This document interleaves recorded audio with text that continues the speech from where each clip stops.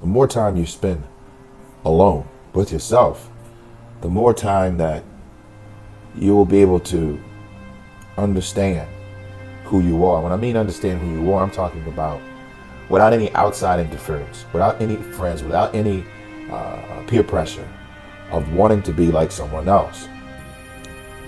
Knowledge and experience and wisdom takes time.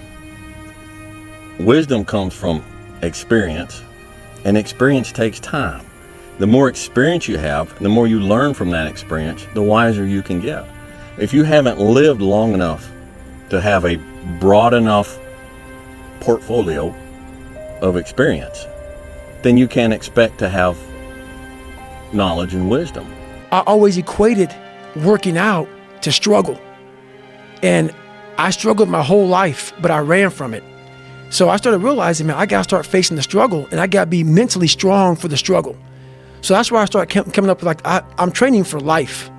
Mentally, I'm training for life. I'm not training for to lift 400 pounds. And I found out on my own pretty much, is that through discipline, through self-discipline, through repetition, through tons of repetition of the same thing that you don't want to do, and that's the key thing. Through repetition of things you don't want to do, you develop mental, like an armor for your mind. You start to armor your mind, because your mind's like, okay, we suffer every day. It's what we do. We do stuff that sucks every day. So then when the suck stuff comes, you're ready for it. And that's how I started coming up. I just started being very uncomfortable. And now it's like just a way of life. A pine tree grows and matures very fast. An oak tree grows and matures very, very slow. But which one lasts longer? And which one is stronger?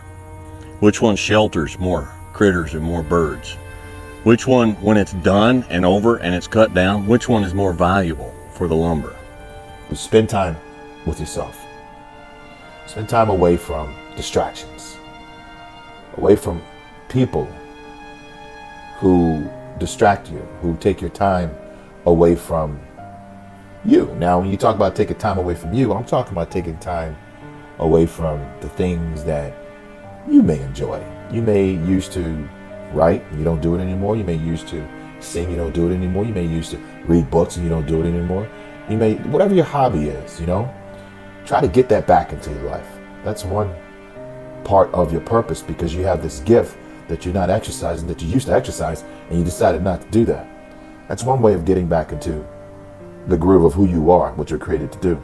You don't need to worry about carrying the burdens that are going to come when you're 50 or 55 or 60. You can't even begin to think about having things figured out and having it together until you're in your 50s. Just don't even worry about it. Just don't even worry about it. You've got to have maturity. And maturity comes with time, and maturity is not something that you can gin up artificially.